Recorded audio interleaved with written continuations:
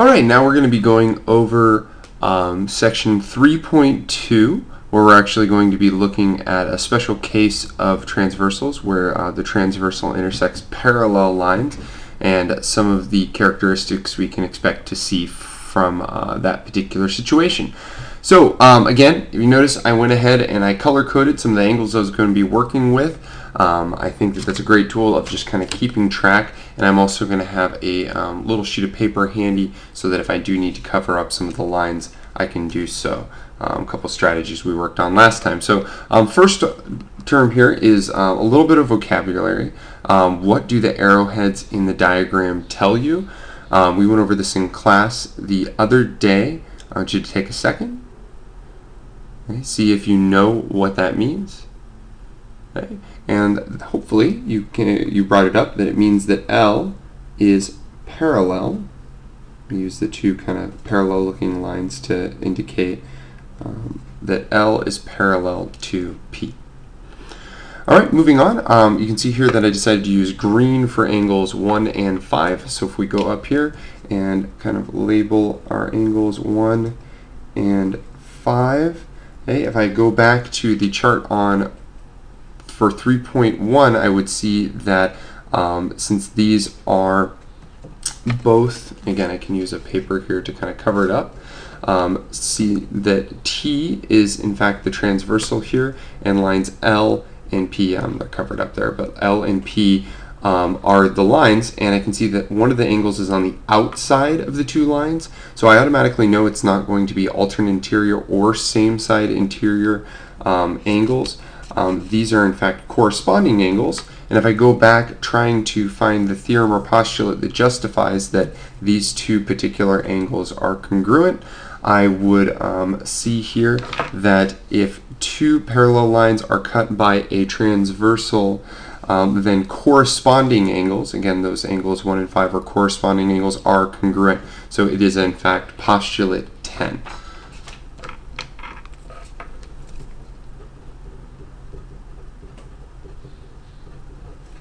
Okay, moving on, angles 3 and 6, I'm going to go ahead and pull out my pink pen here. We do 3 and 6. Again, I feel confident that I can go ahead and cover up line K here.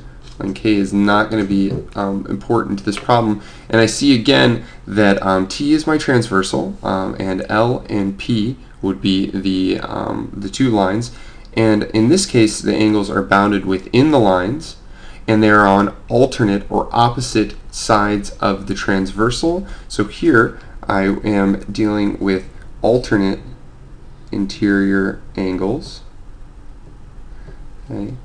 And again, of course, up here it was corresponding angles. And if you go back to your original sheet, we can see that if two parallel lines are cut by a transversal, the alternate interior angles are congruent, and that's theorem 3.2 or 3-2. So here we have theorem 3-2. As you can see, what I'm doing in general is I'm identifying what types of angles we're dealing with, and then I'm looking to the initial condition to find that same circumstance. So here I knew I was looking for something involving alternate interior angles as opposed to corresponding in the first one.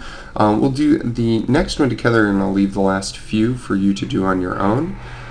Here we see that the measure of angle 4 and the measure of angle 6 are the two we're looking at. And I was using blue for this one. Okay, the measure of angle 4 and the measure of angle 6.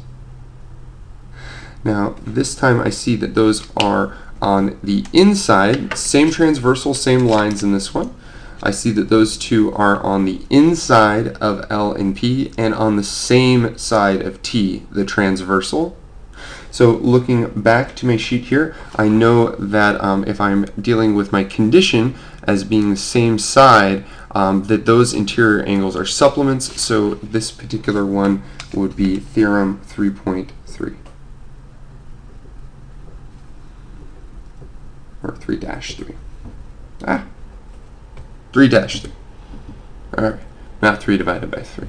Bad handwriting. All right, and I'll leave the last couple for you to try on your own. But again, we're always looking for that initial condition, and then it'll give us the statement that we are seeing here. So identify the angles and hypothesize what relationship that they do have, and then look for those characteristics in our theorems. Okay. Now going down, we will try number 10 here. Okay, so looking at number 10, it's saying that the measure of angle 1 is equal to 130. What are the measures of the numbered angles? So here we see the measure of angle 1 is 130, so that's a given. We can go ahead and fill that one in, get that one out of the way. And as you can imagine, I'm going to go ahead and I'm going to mark up my diagram here. Now, I do already have some of these taken care of, so I'm going to walk through those ones, and then you can fill in for the few that we won't finish on this particular video. But we can see here that, well, if we're given angle 1, we know that angle 1 corresponds with angle 5, and according to postulate 10, okay, those two corresponding angles, okay, and are congruent because L and P are congruent. Again, if L and P weren't congruent, then we're not going to have any of the special relationships that we're writing down in this particular case. Okay, so angles 1 and 5 are congruent, so if I know angle 1 is 130, then I know that angle 5 is also 130 degrees. Okay. Now, there are obviously other relationships we would need to kind of piggyback off of. Now, I'm going to go ahead and just go from angle 5 at this point, and I see that angle 5 and angle 3 are both contained within the lines, and so they are both interior angles, and they are on the same side. I saw up here that same side, with theorem 3.3, same side interior angles, okay, are supplements, so they will add up to 180 degrees. Okay. And I'm going to go ahead and use a little scratch paper here to simply state then that I know that the measure of angle 3 plus the measure of angle 5 is equal to 180 degrees.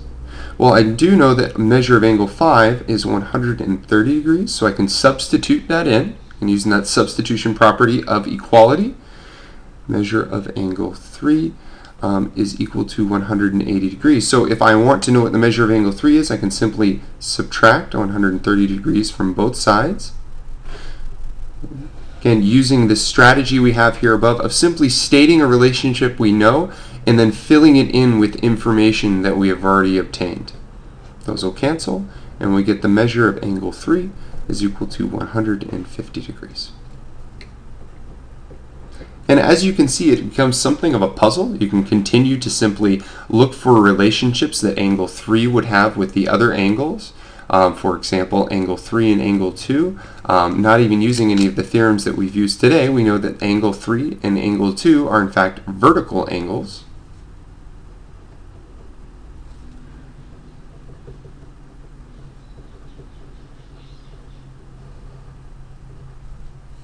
Okay. Meaning that if angle 3 is oops, I'm sorry, that should have been 50 degrees. Always check your work. Got here that 180 plus 130 is 150. It's of course not true. It's 50 degrees. So angle 3 is 50 degrees, then I know that angle 2 must be 50 degrees as well. And you can continue to play this game, and I would expect that you would try it with the next ones as well. I will do the first one or I will do 2 of these for angle 1, just because I know x's can be a little bit confusing. Okay. If we go here to the measure of angle 1, which is equal to x, of course I'm going to label my given. Okay. And again, I know that if the measure of angle 1 is x,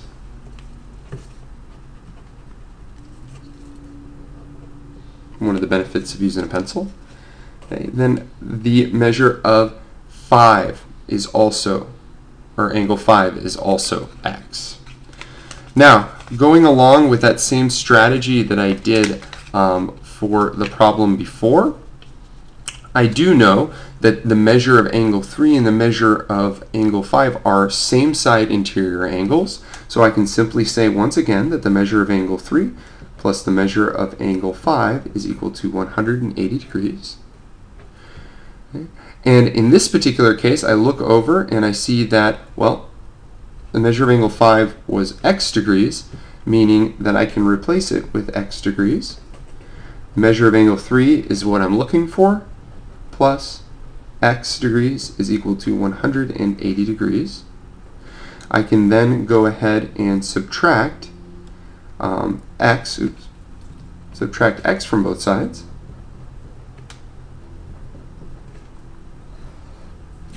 And I'm left with the measure of angle 3 is equal to 180 degrees minus x. And even though this seems like an answer that is incomplete, since we don't know what x is, we would in fact just leave it this way. And so the measure of angle 3 is simply 180 minus x. Now there's a few more problems. I think it would be excellent practice just to kind of continue with this same strategy of simply writing out the relationship that they have and then substituting in when we do it.